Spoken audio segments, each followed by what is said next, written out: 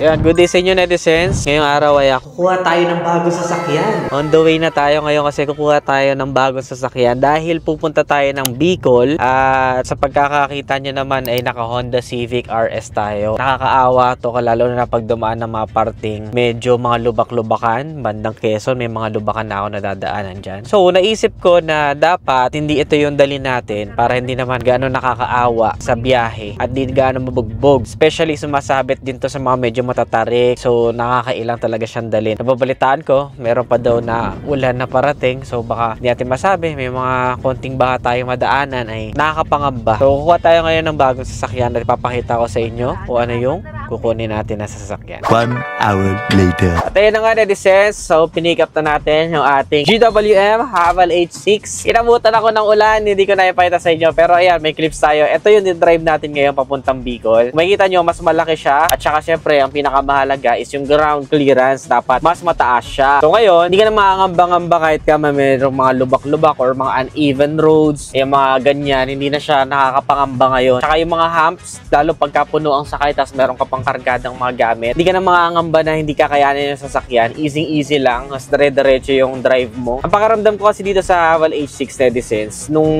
na-review natin siya at nagamit natin siya for around 2 weeks last time, ay yung kanyang capability. Para ako nagdadrive pa rin ng Honda Civic ko, pero mas pinalaki. Ganon siya kaliksi, ganon siya ka-responsive, at ganon kalakas yung kanyang acceleration. So ito na mas magiging confident na ako ngayon na pagpunta natin ng Bicol. At the same time, mas mapapabilis yung ating biyahe dahil wala ka ng pangamba na sobrang minor mo pagka merong mga lubakan.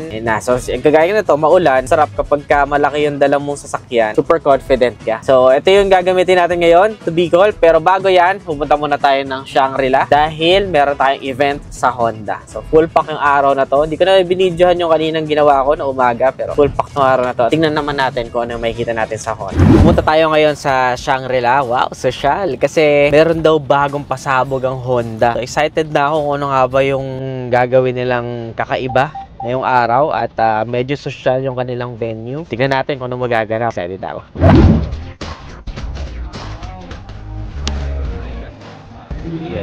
Nakita siya po ng ganyan.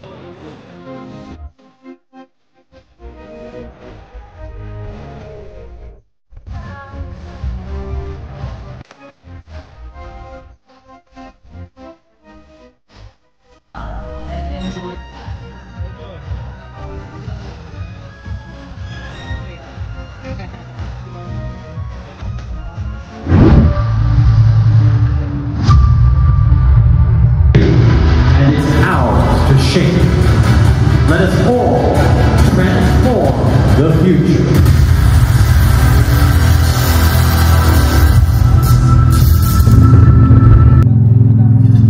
Ayan o, ayan yung ano. Performance and sustainability together. Honda transform the future. Alright, yes, how about a big round of applause? Wow, what a future indeed. Honda.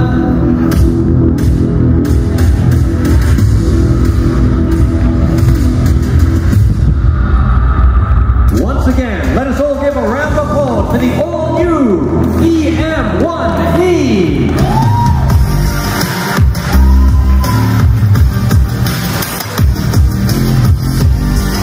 Wow, look at that.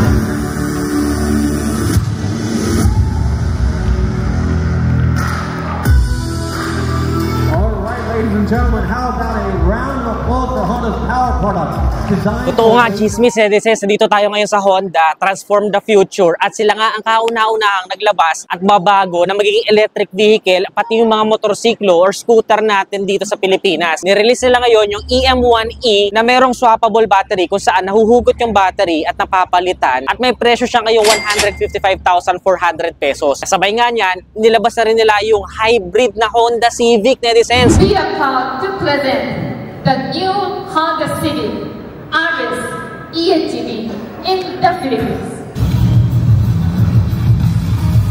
When icons evolve, past and future converge. The new Honda Civic EHEV drives like a dream.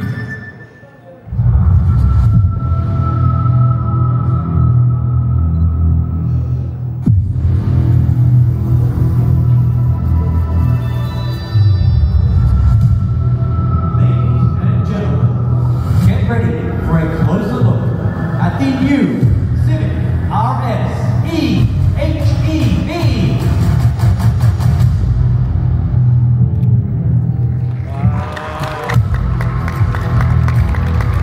Once again, the new Civic RS EHEV.